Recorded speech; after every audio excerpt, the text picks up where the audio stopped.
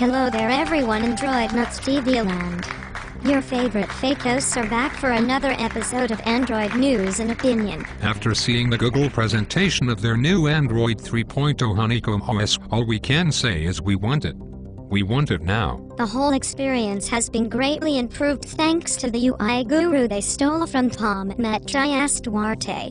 Google also announced the Android market being available on a regular internet website.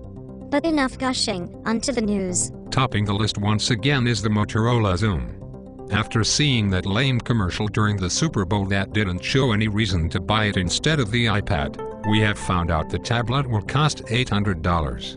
Really, Motorola? Really? I hope that Best Buy ad was photoshopped, because Motorola has to be the most retarded company on the planet to think they can't sell a million of those things at $800 a pop. Whoever is in charge of this at Motorola should either pull their head out of their you-know-what or be fired. We can pin our hopes on other manufacturers to produce cheaper Honeycomb tablets, but if they are also using the NVIDIA Tegra platform and similar hardware specs, how can they? The Motorola Xoom looks like a great tablet, but not $800 great. $500 or $600 would be more acceptable. But what do we know about pricing product? We are just fake robot avenue adders. Next up is Sprint and the huge announcement they made this week, bragging about an industry first. Turns out what they've been developing is a dual-screen phone from Kyocera. Talk about disappointment. Maybe Sprint didn't get the memo, but we said dual-core, not dual-screen. Also, the hands-on videos show some serious lag when swiping the home screens. 2 screens, 1 processor, and no 4G capability. Between this and the Evo shift, Sprint seems to be moving backwards from the Evo 4G. Next week the Mobile World Congress will be held in Spain. HTC posted on their Facebook page, "Big things ahead." We recently found out HTC invested $40 million in the on-live streaming game service. Many are guessing HTC is betting big on future cloud services. Maybe HTC can offer some sort of integration with the OnLive game service to its devices? Or maybe even come up with a new phone design that doesn't look like every other device they've ever made.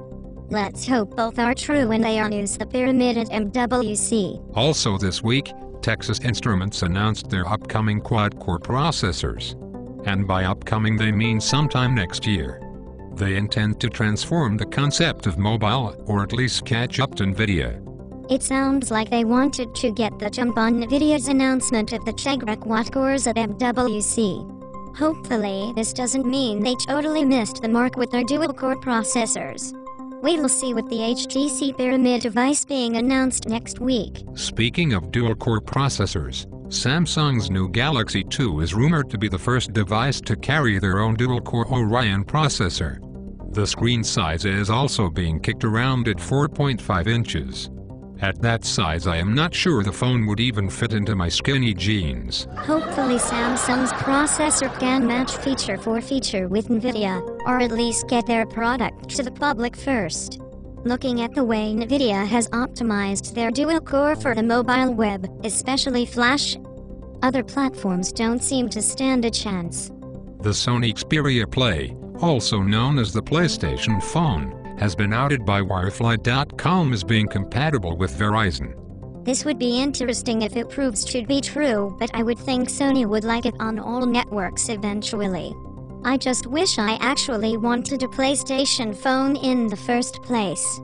I am actually more excited at the possibilities tied with LG's new Optimus 3D than the PlayStation phone, but that's really not saying much. Finally closing out the news, Viewsonic is starting to brag about having the first device with Gingerbread 2.4. This version will add dual-core support and start the bridge toward Honeycomb parity. But seriously, Viewsonic scored this? Have they even made an Android device before? Oh well, hopefully all these dual-core devices being announced will ship with 2.4. I couldn't say I'll be surprised when Samsung and Motorola will run 2.1 until early next year. That's the show. Join us next time when we talk about all of the announcements at the Mobile World Congress.